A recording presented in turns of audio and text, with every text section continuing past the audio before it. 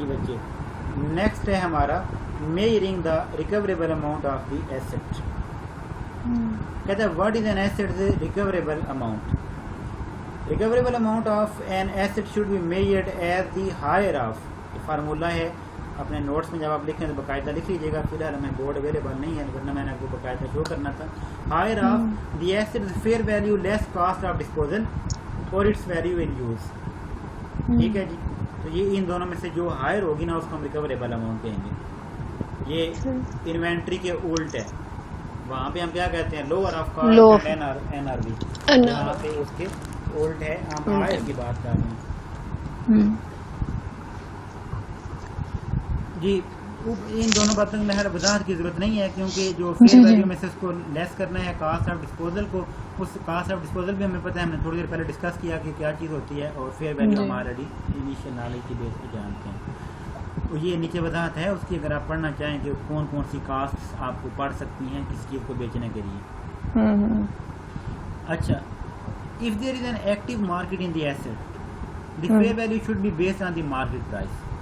तो बाकायदा चीज़ भाई मार्केट में गाड़ियाँ बिक रही हैं, मोटरसाइकिल बिक रहे हैं, लैपटॉप बिक रहे हैं, मोबाइल बिक रहे हैं, कि बाकायदा अपने अपने बड़े बड़े प्लाजे हैं, शोरूम हैं, ठीक है, तो आप उसके मुताबिक उसको लोगे, वही उसकी फेयर वैल्यू कहलाएगी। अगर एक्टिव मार्केट नहीं है तो फिर आप एस्टिमेट कर सकते हो मार्केट पार्टिसिपेंट्स के वाया, मतलब आप एक ज़मीन का टुकड़ा है, तो आप जो बेस्ट किस्म के हैं आपके प्रॉपर्टी डीलर्स, आप उनसे रब्ता करें, डिफरेंट आइडियाज वाले, वो आपको आइडिया दे सकते हैं कि इसकी वर्थ कितनी है। ये अमूमन लोग अंदाजा लगाते हैं कि कोई चीज़ रोड से कितनी दूर है, रोड के ज़मीन जितनी करीब होगी उतना उसको एक्सपेंसिव माना जाता है, या जो रेजिडेंशियल एरियाज होते हैं वहाँ पे कॉर्नर प्लॉट्स जो होते हैं उनको लोग समझते हैं कि ये ज़्यादा वर्थ वाले हैं। या जैसे आपकी शॉपिंग मॉल में जो फ्रंट पे शॉप्स होती हैं, ठीक है, उनको अमूमन ये ज़्यादा रेंट वगैरह देना पड़ता है इन्हीं की बेस पे। तो बेशक अब देखें ना, 4 ईंटें जुड़ी हुई है ना, तो उनकी ये फेस सेंटर में कीमत और है, उनकी गुजरांवाला में किसी प्लाजे में कीमत और है, मंडी में किसी प्लाजे में कीमत और है। तो fair value less cost of disposal can not be reduced, ठीक है। However bye including with in cost of disposal any restructuring और reorganization expenses or any cost that have already been recognized in the accounts as liability। अब इसको मजीद काम नहीं कर सकते हो जितना ये यहाँ तक है, बाकी ये है कि ये एक्सेप्शन है जो आपने पढ़ ली। The concept of value and use is very important, is made as the present value of estimated future cash flows. आपको याद होगा हम कैश फ्लोज को डिस्काउंट भी करते रहे हैं कुछ एग्जाम्पल में, बल्कि शायद 9 शुरू किया था, तब उस वक्त आपको एक आधा लेक्चर कर दिया था। बहरहाल इसमें मुराद ये था कि आपका फ्यूचर कैश फ्लो ये होता है कि आपकी ज़मीन वो है ना मशीन है, तो आप कहते हो कि हर साल ना मुझे तकरीबन 1 लाख रुपया ना रिकवर में करता हूँ मुझे मिलता है, तो 5 साल तक हो सकता है ये मेरे इस्तेमाल में रहे कम से कम। तो आप क्या करते हो कि लाख को 5 से मल्टीप्लाई करते हो, 5 लाख आ गया, और उसको आप डिस्काउंट कर देते हो, डिस्काउंट फैक्टर 5 साल का निकाल के। तो वो अमूमन फर्ज करें जो भी है एक अंदाजे पे हम कहते हैं 90,000, तो वो लेस करके हम कहते हैं कि अगर करंटली देखा जाए ना तो इसकी नेट प्रेजेंट वैल्यू जो है वो 4,10,000 है। इस 5 लाख की जो 5 साल बाद तक हमें मिलेगा, वो मौजूदा वक्त में उसकी वर्थ कितनी है हमारे लिए? 4,10,000। ठीक है जी। तो वैल्यू इन यूज निकालने का यही तरीका है, और तो कोई ऐसा है नहीं कि आपने बेसिकली, क्योंकि एसेट में एक बुनियादी बात है, हम ये कहते हैं कि सर जब प्रेजेंट वैल्यू निकालते हैं तो उसमें से वो डिडक्ट करते हैं जो हमारी इस वक्त हम लोग एंटिसिपेट कर रहे होते हैं, प्रेजेंट वैल्यू को माइनस करते हैं, फिर हमें पता चलता है कि अब ये वर्थ है।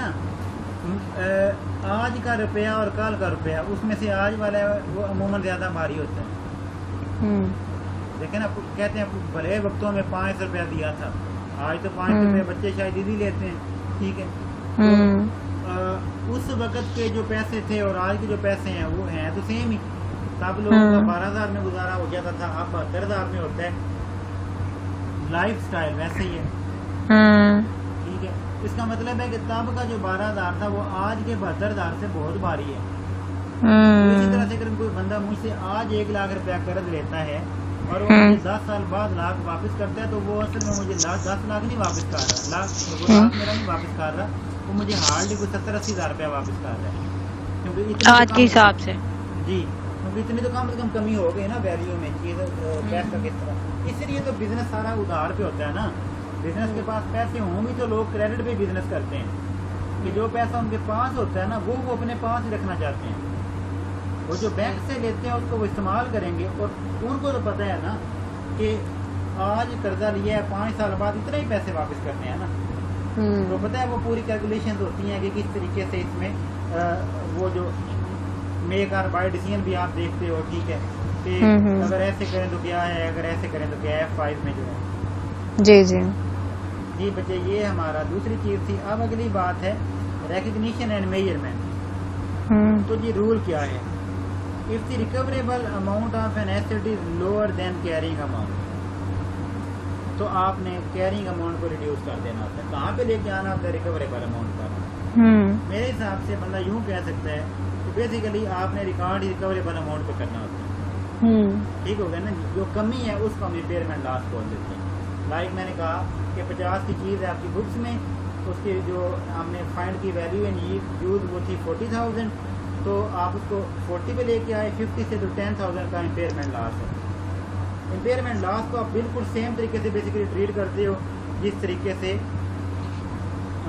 वो हम डेप्रिसिएशन को करते हैं, यानी कि इसको राइट ऑफ कर देते हैं बतौर एक्सपेंस। तो बाकी वो कहता है कि इसको वैसे ही ट्रीट करते हैं जैसे रीवैल्यूएशन को ट्रीट करते हैं। तो बच्चे रीवैल्यूएशन को तो यूं ही करते हो। अगर पॉजिटिव होती है तो कॉम्प्रिहेंसिव इनकम स्टेटमेंट में बतौर इनकम डाल देते हो, अगर नेगेटिव होती है तो बतौर लॉस उसमें शामिल करते हो, उसमें से कमी करते हो। In practice this means to the extent that there is a revaluation surplus held in respect of asset, यानी कि हमने पिछले टॉपिक में ये बात पढ़ी थी इनटैंजिबल एसेट्स में, कि अगर सरप्लस मौजूद है, एग्जांपल याद है ना आपको वो 900, 500 और 400 वाली। जी जी जी सेम तरीके से ही अगर पहले से कोई रीवैल्यूएशन सरप्लस मौजूद है ना, तो उसके अगेंस्ट राइट ऑफ करेंगे, देन आप उसको अपने करंट प्रॉफिट के अगेंस्ट राइट ऑफ करोगे। ठीक है जी। और अगर कोई एक्सेस है, पॉजिटिव है, तो आप उसको प्रॉफिट या लॉस में चार्ज कर दो। अच्छा, यहाँ पे ब्रेक लगाते हैं जरा।